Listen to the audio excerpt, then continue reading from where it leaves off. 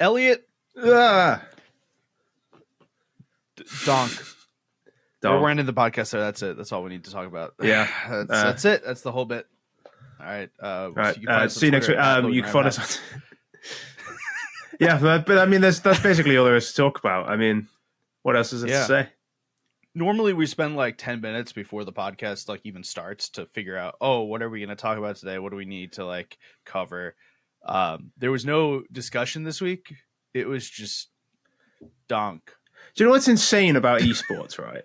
Like, there's so much insane about esports, but please. Okay. The best football player in the world is called Lionel Messi. The best footballer of all time. You know, fucking argue with your door. I don't care. The best basketball player of all time. There's a debate. He's Michael Jordan, LeBron James, one Bill of Russell. 2 to 3 players. Yeah, it's one of 3 or 4 players. They've got normal-ish names. LeBron's a bit strange, but it's a human name. Yeah, the best hockey player, Wayne Gretzky, bit of a strange name, whatever. The best Counter-Strike player of all time is called Donk. He's called Donk. I mean, even if we go through esports, right? Like the best League of Legends player of all time is Faker. That's a relatively normal-ish word. Yeah. It's a normal-ish word. The best Counter-Strike player of all time is called Donk. It's just Donk. It's just called Donk. It used to be called Simple, and that was a normal name. But now... Yeah, Simple kind of works, yeah. Even Zai Wu.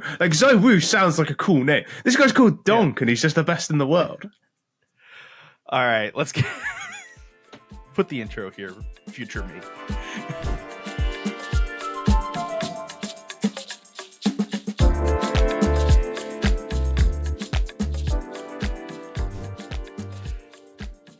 All right. Okay, so as alluded to in the introduction, there's 3 main events happening right now. And by right now, I mean just happened, is currently happening, and will happen before we record the next episode of this podcast. So we're going to cover all 3. The first one to cover is the Where We Have Been, which obviously is IEM Katowice. We left off in our coverage of IEM Katowice in the playoffs, just before the quarterfinal matches, where we said it didn't matter who won between Ents and Falcons because Spirit was going to win after. Yes. Oh boy, were we right. Yes. I don't think there is a team in history who would have stopped Spirit at this event. Other than whoever beat them in the plans. The one map. They dropped a map to Na'Vi. No, I thought they got beat by one team in the plans. I could have sworn. Am I fucking capping? Hold on. Maybe they did, actually. You might I may be right. capping. But they would, as soon as they got to They did not. I'm capping. I'm absolutely capping. Yeah, they beat Na'Vi 2-1, I think, and then... Yeah, okay. That's Complex T2-0. Yeah. Okay. So now that I'm done absolutely lying. Just straight up spreading... I love to spread misinformation on the internet. Yep. We're going to get community noted for this. I hope so. So yeah, Ents Falcons. It was a game. I mean, so this theoretically had a lot of storyline behind it, with the former Ents core now being the Falcons core. Magisk playing against his old IGL. Zonic is he reliant on the superstars? I don't know if this game told us any answers. No, to be honest, this entire event has given me absolutely no information as to how good Falcons are. If you ask me right now how good are Falcons, I think I actually had a better idea before I saw them play than I do at this event. I would be willing to say that Falcons are a top 30 team. I'm willing to say that Falcons are a professional Counter-Strike 2 team. I'd willing to say Falcons are a Counter-Strike 2 team. I'm not even sure I'd go as far as to say professional. They're definitely paid. That much I know. They're definitely paid. They're definitely paid. I know they make money. They do make money. Yeah. This match just... The best part about this match, and I mean this so seriously, I watched the whole match. I had a good time watching the match. The most important part of this match to me was when all the Polish players, after they lost, went up and took a bow in front of the Polish crowd. That's what I got out of this match. Yeah, I mean, it was... I know it was close. I know it was... I understand that so much happened, but on the other hand, none of it mattered. I think the problem with the Ents Falcons game to me, the reason I kind of lost interest in it was like, as we said, it just didn't matter who won. Like nobody was stopping Spirit. Spirit was next on the chopping. So it was like it wouldn't have mattered. It was actually quite difficult for me to think, I really need to watch this to find out who's going to lose to Spirit. Like I just wanted to watch Spirit win. That's that's all I was interested in. Speaking of which, Falcons, who won this match, absolutely got decimated by Spirit. Yeah, of course. 11 rounds over 2 maps. Absolutely decimated. Yeah. Wasn't close. Sunpice is the only player that looked good on that team. The form Donk was in at this event is, again, his debut big event, unprecedented. Actually, straight up unprecedented. Like, I've looked. There's no event that's even close. No, that's a lie. I've seen Nico one event that came close. It was Nico's debut. So Nico dropped a 1.70 at ESL 1 New York 2017. I think Harry, HOTV Harry Nero, went on a podcast and said on the decimals, Donk was better. But even then, Nico played fewer maps. Five maps in that. Yeah, he played 7. He played 7 maps. Okay, and so 5 of them were against Donk did. And 5 of them were against NA teams. So, Donk only played 2 maps against NA teams. So and Donk averaged a higher ADR. Right, Nico, right, had a 2.4 KD or something ridiculous, and still did less damage per round and had fewer kills per round than Donk did. That's insane. Donk averaged over 1.1 kills per round for IEM Katowice, not including the play-ins, IEM Katowice. Not including the play-ins, he averaged a multi-kill more than once every 3 rounds, and he got the opening kill in 1 out of every 4 rounds that he played. Like, that is ridiculous. The kid's insane. There's not much more we can say than, like, the kid's insane. Yeah. It's something like, if you take a random round that he was in, there's like an 8% chance that he got the opening kill and another kill in it. Oh, it's something like that. It's like 8.33%. Oh god! If my maths is correct, I think it's 1 over 13 or 12 or something. It's nearly 1 in 12. It's big enough that it. Yeah, I think it's 1 in 12. That it's like it's basically 1 in every 12 rounds that he played. He both got the opening kill and a multi-kill in. Which, when we say he does 1 in every 12 rounds, it doesn't sound that impressive. But that's once a half. Once a half, he gets a double entry. Once a half, he gets a double entry on average. and it doesn't have a double entry wins the round. Full stop. Like. A lot of those rounds he gets not just double entry. Yeah, well, quite. Yeah, like he'll get more than that. Like he'll get more than that. But like he got at least a double kill every 3 rounds. What are you supposed to do? Like every round they have a man advantage. Like it's ridiculous. The kid's cracked. Like what more do we need to say? The kid is cracked. Actually insane. Just on the okay. Nobody has ever had an event better than this, and it was his first ever big event. He's completely changed the entirety of everything we know about Counter-Strike. And he did it without an AWP. He did it without an AWP. So the top 5 players in this event were 4 AWPers and Donk. Yeah. I do think the ceiling is actually very slightly higher with rivals in terms of how good you can be at a single event. I don't think you can be as consistently good, but like I don't think it's a coincidence that him and Nico have the 2 highest rated big events of all time.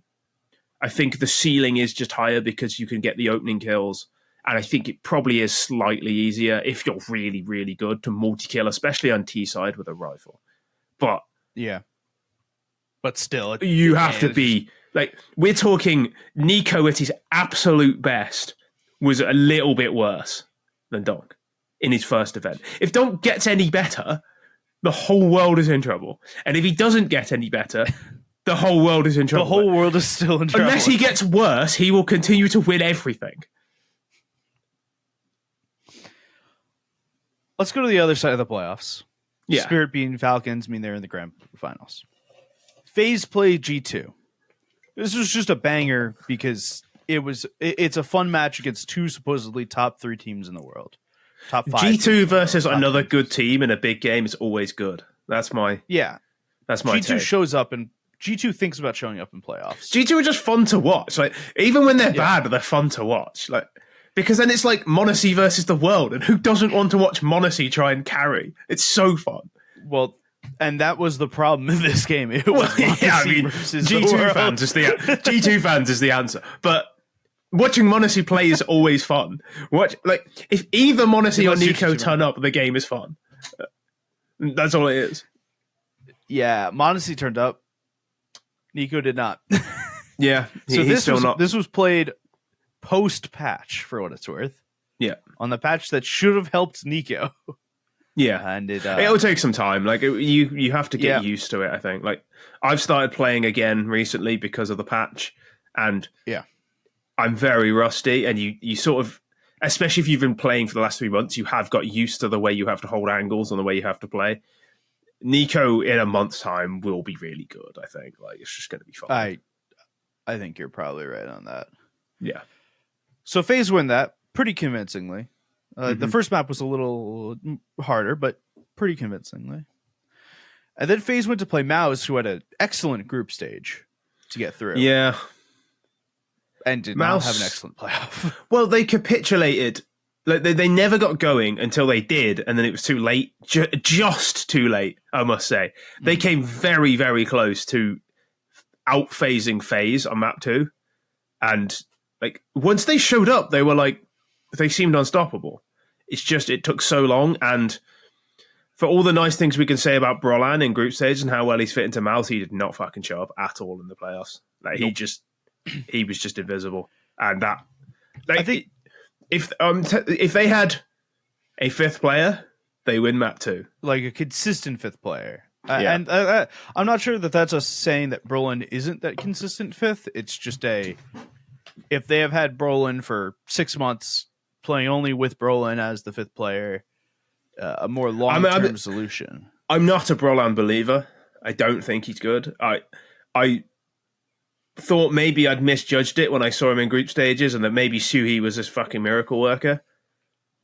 I think Brolan might just be a busted flush, to be honest. Like against big teams, he's just not good enough.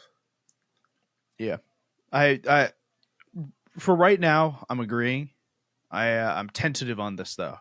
Yeah, I do think that Brolan has. But... So you know how like Steel had that bit on one of the first days of Katowice when he started analyzing a play and started using Valorant terms as a meme. Yeah. I feel like, and Mike afterwards said like, oh, we have to get him back towards the Counter-Strike mindset. I think we have to get Brolan back from the NIP mindset to a degree. Yeah. Like he has been NIP. He has been brain broken. Yeah, I feel like I'm willing to give more time here. Yeah, on Brolan specifically. The rest of the players at this point, I know what they are. I know where they should be. Suhi needed to perform a little bit more, actually a good chunk more. But like, I'm holding out for this team.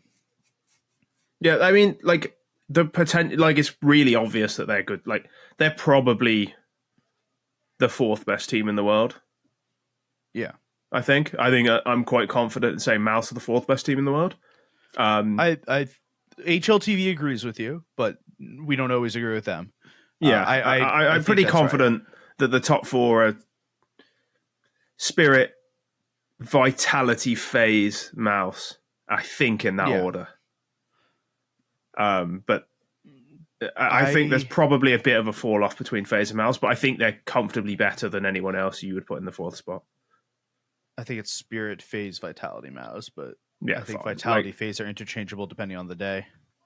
I think I wouldn't. I don't. I'm not going to overreact to a poor Katowice from Vitality.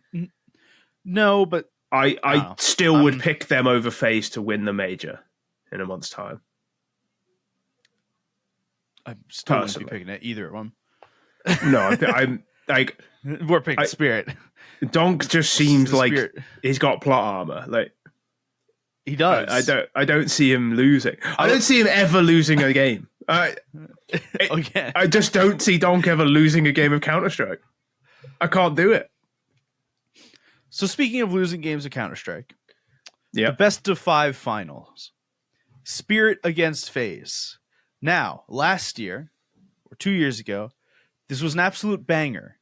Okay? Went all 5 maps. I remember I left during map 3 to go work out in the gym, had it up on my phone, came back. The same map was still going because it went to like quadruple overtimes. Did we get a 5-map banger?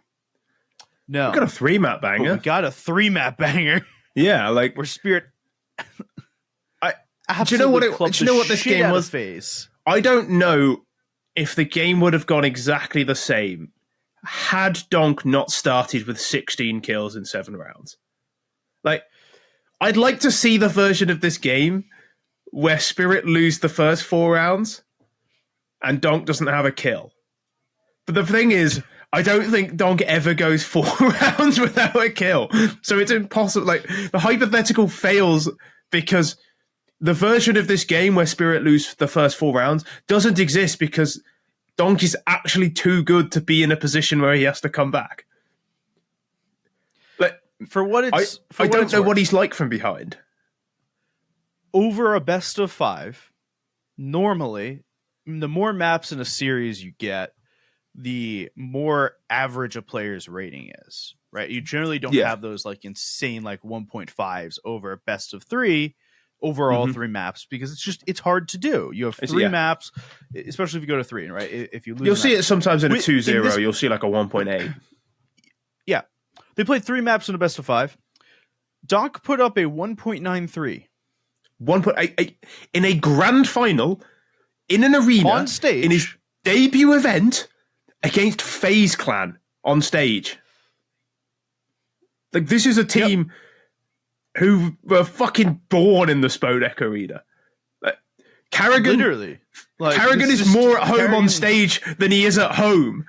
Like, this is your first event, and he's shit down FaZe's throat. Like, he has obliterated FaZe Clan.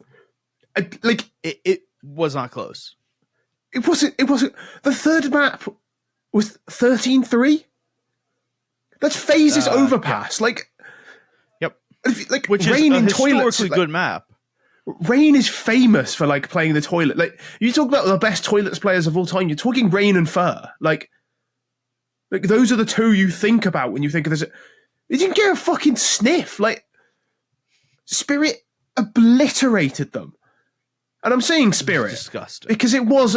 Look, it's obviously not all Donk, but I think when people say, "Oh, you know, it's a team performance and all that," it's like it is. But they were a team before Donk, and they weren't the best team in the world. They were always a pretty decent team because Chopper's system is actually quite underrated, and they have Magic's a really good player, but they built it. They rebuilt this team, right? They rebuilt this team during the last roster shuffle, and they kept Magic's and they kept Chopper and went, "What can we get?" And they got Zontix, who was really good this entire event, who had never played on a stage before, same as Donk, said, "Nah, I'll be fine on stage." Went on stage, absolutely killed it. They added he was Shiro struggling recently. in map 1. Zontix was struggling in map 1. I was thinking he's struggling, and then he was on 6 kills. I don't expect a player not to struggle in the first map of your biggest grand final ever. Like, that's an expected thing. Donk is an outlier, right? We continue what I'll say, Donk is an outlier. I expected what Zontix did. What I'll say about Zontix is, even though he was having he was struggling, he was getting picked on. He was like 6 and 15 or something, and then like in a 5v4, he walked through a door smoke on T side and picks off 2 with a fucking brutal spray transfer. Like, how do you have the balls to walk through a smoke against FaZe Clan in a grand final when you're 6 and 15 and pull off a spray transfer? Like, the mark of a player who's good on stage isn't necessarily that they just frag out on stage, but like the ability to carry on making what you believe to be the right play, even a risky one, in even high pressure situations, and have the mechanics to pull it off. That's really impressive. And I cannot understate the Shiro addition to this team. because Art Frost was fine, but Shiro has looked like onliner Gambit Shiro. I actually thought he was not underwhelming. He kind of just he did what he does. He was quite quietly efficient. I put it this way. But if they still had team with fucking Donk, what more do you need? Well, yes, but if they still had Wonderful, I think they still win the event at a counter. Like I don't. Yeah, I think they still win that with Wonderful. I think they probably still win it with Art Frost, to be honest. But I think that this was a good boost to Shiro here. Yeah. Through this event. One more thing on IAM Katowice before we get done for the day on this. I put this in our drop channel for the podcast stuff beforehand because I felt the need to ask for your opinion on this. Neo Kai, famed analyst and caster, tweeted, "Putting on my @AZS hat here, realistically, is Donk a system player? Like, do you reckon if you slap him in Cloud9, is he putting these numbers up, or Virtus Pro for that matter?" I felt the need. When I read this tweet, I thought it was... When I read this tweet, I thought he was doing the "I remember a Donk flick." I thought he was doing that copy pasta. Realistically, is Donk a system player? You see, a Donk has 32. That's what I thought was happening. I actually did respond to this tweet, I think this is a legitimate question. I said if you put him on another team, like say you put him on Virtus Pro, I think is the most extreme example. He's still the best player in the world, but he probably doesn't drop a 1.7. I think that's probably right. He's still the best player in the world. Like. And that's obscene to say, but I think it's true. I think he's still the best player in the world if you put him on Virtus Pro. But I think it would you hamper him slightly. Virtus Pro. But like your Kindar on Virtus Pro was still good. Yeah. I think the Jame of it all there would definitely be a little bit of hampering involved. Yeah, but I think also he's so good. He would just find these double kills. He would just find kill. And can you imagine Virtus Pro CT sides if you had Donk on it? Like, if you put a Donk on it, can you imagine their CT sides? Like, nigh on impossible to push. Like, I think they used Norbert as their entry fragger. Like, you imagine get rid of Norbert and put on Donk. Like, it's like, you see what I mean? Like, you can put him on any team, and I think with for a start. He is the system. Like whatever team you put him on, you just create a system around him. You don't plug him into it. Like he is the system. Like, he isn't a system player. He is the player the system revolves around. I think you could put him on any team in the world, and he's still the best player in the world. I think it's similar to asking like, is Zai Wu a system player? Like, yes, the Vitality system revolves around him, but anyone's would. Yeah. Yeah. Okay. Let's move on to our next event that's going on right now. I need to check. Holy shit, that's actually right. Okay. So, first event that's going on right now is the Europe RMR A. Following the conclusion of this event in 3 days will be Europe RMR B. Next week, we'll talk about Americas and Asia RMR, which are the two that come after. So, we don't have any RMRs at the same time. So, Europe RMR A. Teams that are showing up here: FaZe, G2, Na'Vi, Falcons, Virtus Pro, Eternal Fire, BetBoom, 9 Pandas, NIP, Saw, 3D Max, Omcall, Koi, Fnatic, Enterprise, which is just an extremely business-like sounding team, and Into the Breach. It feels like they should be called like something Enterprises, but they just couldn't think of. They couldn't agree on it. So they just called themselves Enterprise. We're just an Enterprise. Just Enterprise. We're just a being. Yeah. So when we're recording this on Wednesday, currently all the 0-0 games have gone on. All the first round games have gone on, and the round 2 games have started. The 0-1 games, 2 of them are done, and we are in. I believe it's triple overtime right now on the Amcall. Yeah, NIP. I've had it on another stream. It's neither team can win a team. That was the thing that was the thing that I said I have to check. Hold on, give me a second. Yeah, neither team can win a T-side round. This is it's quite embarrassing actually. All right, so I want to talk about this from everything we've got. So 8 teams move on, and 3 additional teams move on to the last chance qualifiers. So out of these 16 teams, 11 will move on. So you just kind of can't be in the bottom 5. And realistically, your breakpoints are top 8, top 11, and then no one cares. Yeah. Let's start with our top 8 for this event. Without thinking very hard, I think that you and I can both agree on FaZe, G2, Na'Vi, Virtus Pro, Eternal Fire. G2 is brave, but yes. I'd hope in this tournament. I'd hope. Yeah, you would hope. Like G2 and Virtus Pro both have a bottle job in them. Yeah. So FaZe, I don't think we need to spend any time on FaZe going through. Yeah, FaZe I still will think that regardless of their loss, I think that they are still like the best team one of the best teams in the world. Yeah, FaZe will walk this. G2 should get through pretty easily. Yep. Na'Vi should get through. Somehow I have more faith in Na'Vi right now than I do in G2. Though Na'Vi tends to be quite reliable against underdogs. Like it's not a huge Na'Vi are more consistent with what they can do. G2 are up because of the way G2 is built. Like they're just built around superstars. They're a bit loosey goosey. Na'Vi are a bit more system related, and systems tend to work better in difficult situations like this. Like when you're playing against odd teams and you're playing against underdogs, systems tend to be better than relying on superstars. Yeah, for consistency, right. But you can argue about the you can argue about the ceiling. I think G2's ceiling is definitely higher than Na'Vi's. Virtus Pro is the next on the list. While they absolutely can choke stuff, Virtus Pro are continuously the stat check stick against worse teams. Yeah. And they do play a lot of teams that are worse than them in this event. Yeah, I would normally have a lot of faith in them, but they completely bottled Katowice. So we'll see. Yeah.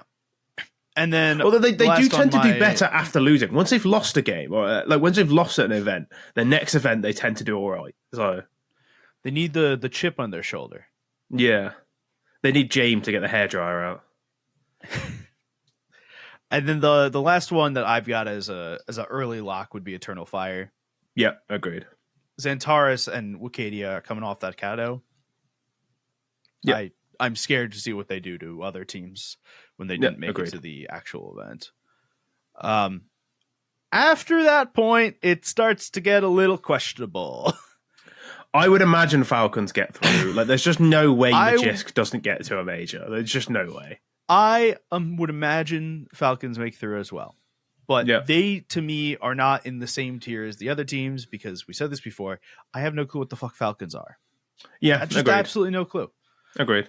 I also see, you and I had talked about this during our predictions for the year, that Boros would not be on this team by the end of the year.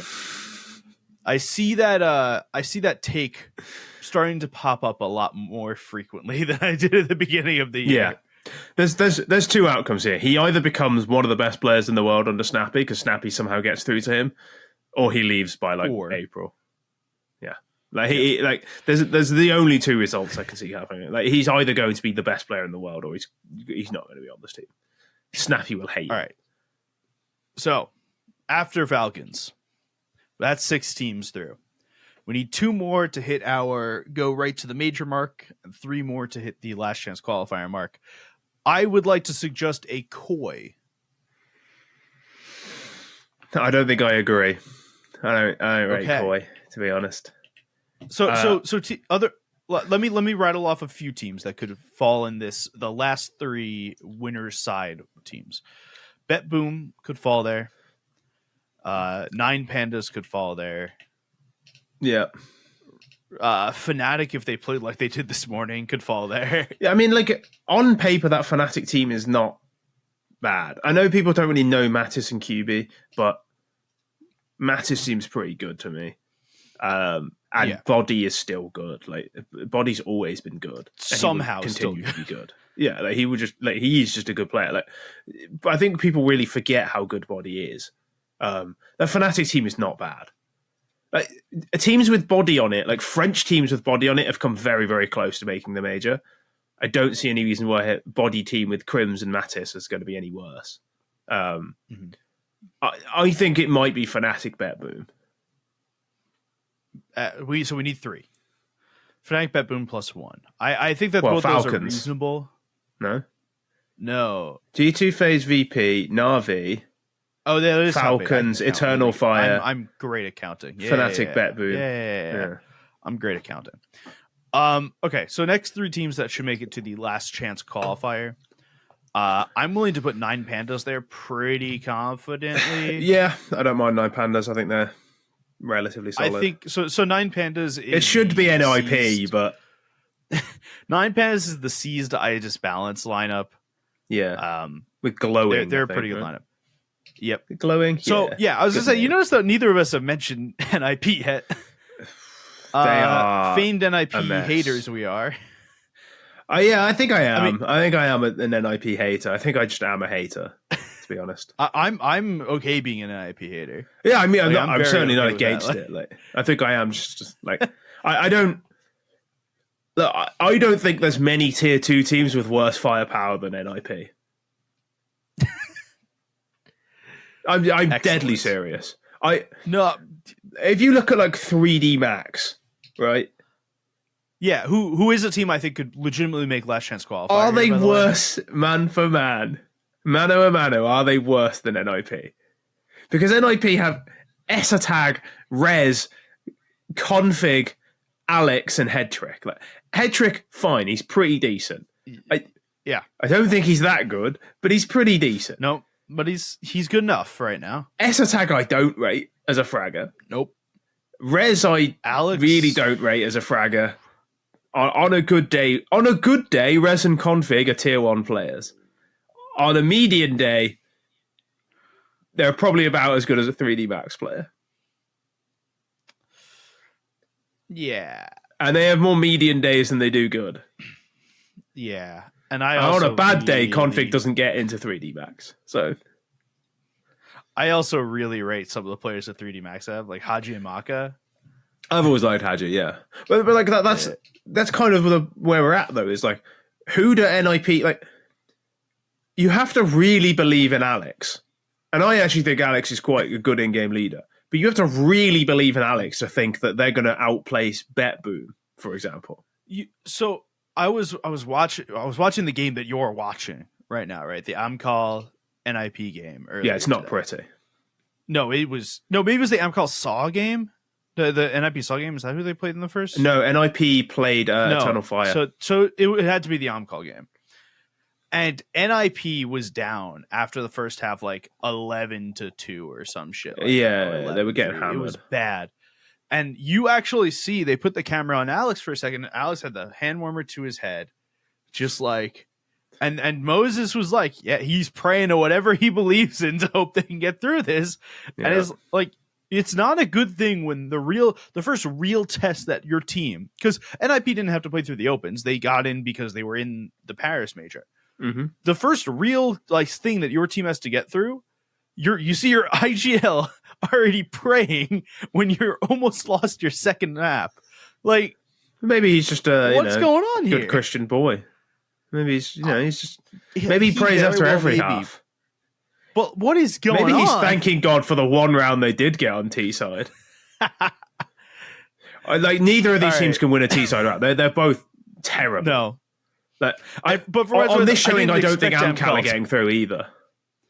I don't think Amcal was slated to ever win a T-side round. No, but this Amcal team is like I don't know. This Amcal team's got some players on it. Like, I like this Amcal NIP team. Just won an absolute miracle round to get to 20. I like Amcal a lot more on the CT side of the map than the T side of the map. Yeah. They just NIP just won an absolute miracle round to equalize. Like, this game should, like, Amcal have had so many chances to win this game. All right, we got to pick 2 more teams. So we picked 9 Pandas as one of the last chance teams. I'd be willing to put 3D Max up there as another one. 3D Max have a chance. I think to be a top 11 team, I mean, Enterprise went 1-0. Like, they're like halfway there. You need 2 wins to be in the last chance. Like, they only need to win one more. I don't the problem is I literally do not know enough about Enterprise to make a good. They're the one team here that I just don't know anything about. But yeah, they've already won a game. They're halfway there. I mean, yeah, I think they're literally halfway there. Yeah, they just need to win one more. They have 3 chances to win a game. Yeah, once you get to the best of 3s on the winner side, you're confirmed through at least to the last chance qualifier. Yeah, just because of basic math. But I mean, they will have to play. Who do they play next? They play Na'vi. They'll lose that, and then they're in the 1-1 bracket with like Bet Boom, 9 Pandas, the winner of NIP Amcal. Like all of a sudden, they starts to get a little. While they do only have to win one game, it's looking unlikely. I think if I do my math right here and I do some guessing correct, they would play 3D Max. Yeah, which isn't unwinnable, but it's so for what it's worth, the major.im site that everyone uses to show the brackets is back up again for the RMRs. So while we're talking about this, I'm plugging stuff in. So if I do some basic thought processes about matches, it would be a 3D Max match, which I think is totally winnable. It is, but it's also they do still have to win a game. But like they actually have quite a good shot. If NIP go 0-2 and Enterprise are 1-0, you're back in Enterprise over NIP. Right now, yeah. I am. All right. Let's I think our last 3 teams here, Enterprise, 3D Max, 9 Pandas, maybe.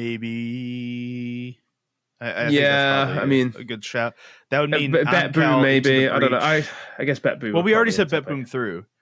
Yeah. So that would mean Amcal, Into the Breach, Saw, NIP, and Koi all miss, which I think is probably roughly correct. Yeah, I don't trust any of those teams, to be honest. No. The only Amcal, a better team than Amcal would have put NIP away by now. They still haven't, for what it's worth. They're in it's 21-20 as we're recording. Excellent. Okay. We'll update next week more on what actually happened through this through the RMR, but there's not much more to talk about right now until it actually happens. So next week, right after we record, will be the last chance qualifier, but we'll know who goes into it by the time we record. Yeah. Let's talk about the RMRB, which is the other one, and which I think is the way more fun RMR. Because I think there's a lot more room for shenanigans here. Yes, and I do love shenanigans. I'm a big shenanigans fan. Shenanigan enjoyer. I fucking love the Swiss attending. system. Can I just have a little bit of a tangent? So I saw people moaning about the Swiss system. Yeah, I fucking love the Swiss system. I adore it. It throws up so many storylines, so much chaos. Like, the RMRs legitimately are my favorite event of the year. And I fucking love the Swiss system. Here's the thing. I saw bitching online about how now that we're in MR12, we should never have a best of 1 or a Swiss system in the qualification for the major. No, Swiss system's fine. Keep this. Swiss system is fucking great. Yes, agreed. And I'm okay with RMRs to start because not RMRs. So best of 1s to start because you need to get through the fucking Swiss system. Do you know what the problem is? The problem, as it always is MR12. Just go back to MR15, please. If you are the best team in a Swiss system and you lose because of best of 1s or some shit, guess what? You still get to play best of 3s. Go fucking prove it. And if you're really a better team, how do you not win a best of 1? Yeah, literally. Like a best of 1, in theory, should go to the map that would be the deciding map in a best of 3. So if you lose that, you were going to lose a deciding map. Which you should win anyway. Yeah, if you're the better team, if you should win the deciding map. I don't know. I do think MR12 is an issue. And you should just do BO1's MR15 and it would be fine, personally. But then I've always been a big believer that BO1s aren't that random anyway. I think people really overstate how random BO1s are. I agree. Personally. But. All right. We have important things to talk about with this qualifier, though. Yes.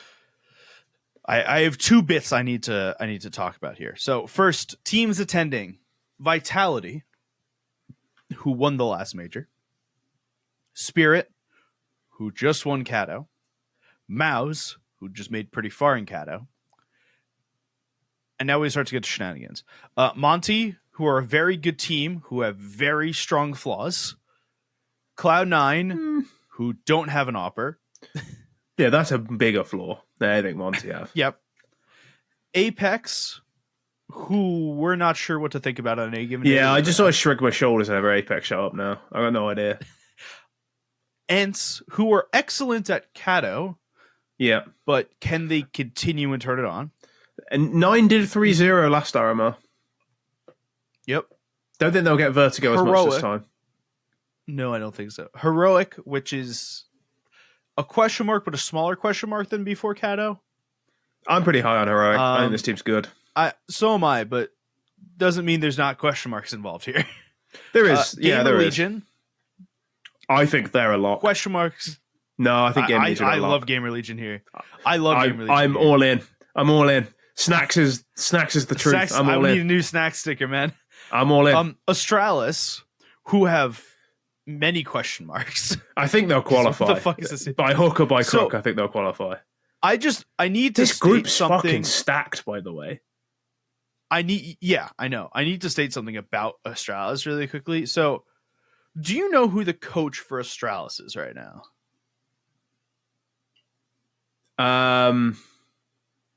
Rugger.